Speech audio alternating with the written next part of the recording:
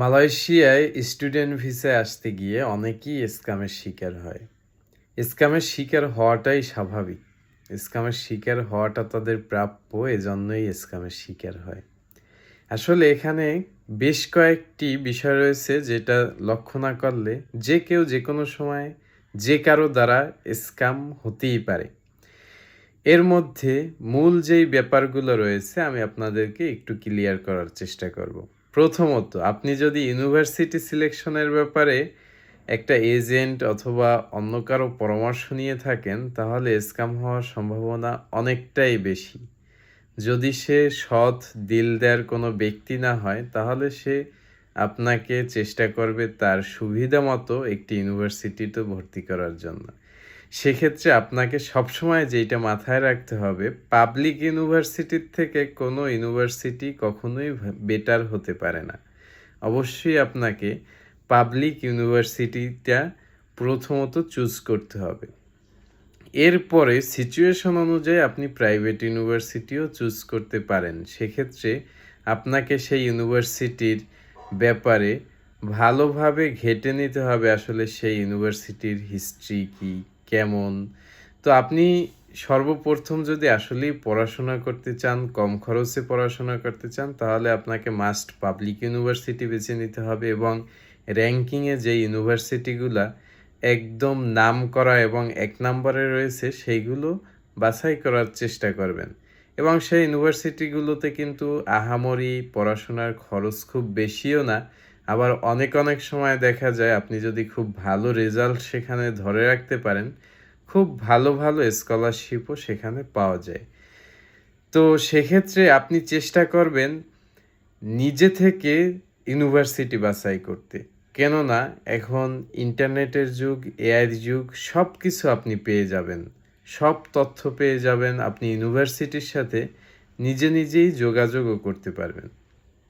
আরেকটা ব্যাপার যেটা ঘটে, অনেক সময় দেখা যায় যে আপনি একটা ইউনিভার্সিটিতে অ্যাডমিশন নিলেন এবং অ্যাডমিশন নেওয়ার পরে সেখানে দেখা যায় যে আপনাকে দেশ থেকেই অগ্রিম পেমেন্ট করে তারপরে ফ্লাই করতে হয়।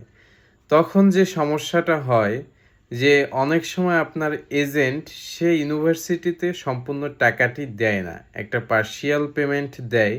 দিয়ে তারপরে দেখা যায় যে বাকি অংশ সে নিজে রেখে দেয় এবং আপনার পাসপোর্ট নিয়েও সে কিন্তু আপনাকে ঘুরাইতে পারে।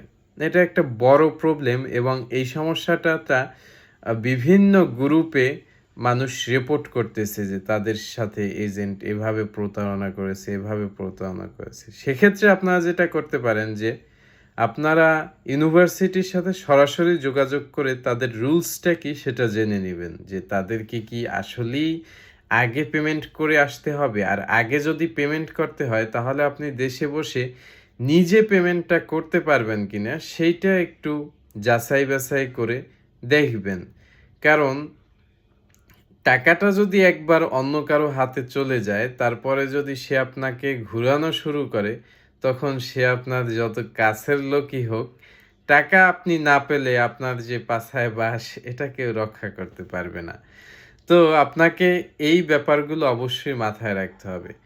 এবং আরেকটা যে গুরুত্বপূর্ণ কারণে মানুষ স্ক্যামিং এর শিকার হয়, সেটা হচ্ছে অন্যের প্রতি একদম আস্থাশীল হয়ে যাওয়া। অর্থাৎ আমি একজনার মাধ্যমে প্রসেসিং করাচ্ছি, অতএব সে সব দেখে নিবে, সে সব আপনাকে করে দিবে।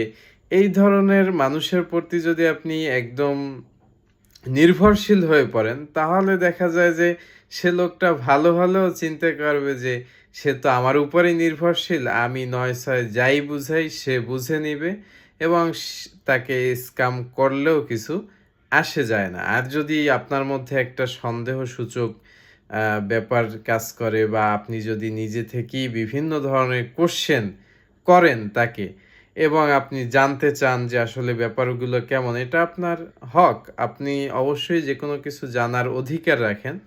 তো আপনাকে রিলিভেন্ট কোয়েশ্চেনগুলো তাকে আস্ক করতে হবে এবং আপনার নিজের মধ্যে সেই জ্ঞানটা রাখতে হবে যে আসলে কোন বিষয়গুলো আপনাকে জানতে হবে এবং এই জানাটা আপনাকে ইন্টারনেট ঘেঁটে হোক, অনলাইন ঘেঁটে হোক, যেভাবে হোক সেইভাবে যদি নিজে থেকে একটু জ্ঞান রাখেন তাহলে দেখা যাবে যে আপনাকে কেউ স্ক্যাম করতে পারবে না সহজে।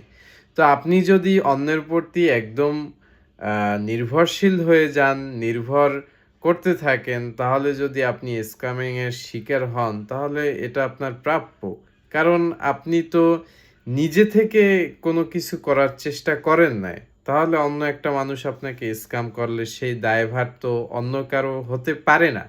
অতএব আপনাদেরকে এই সিম্পল কিছু বিষয় বললাম, যেই বিষয়গুলো যদি আপনি লক্ষ্য রাখেন তাহলে আশা করি স্ক্যামিং এর শিকার না হওয়ার সম্ভাবনা বেশি।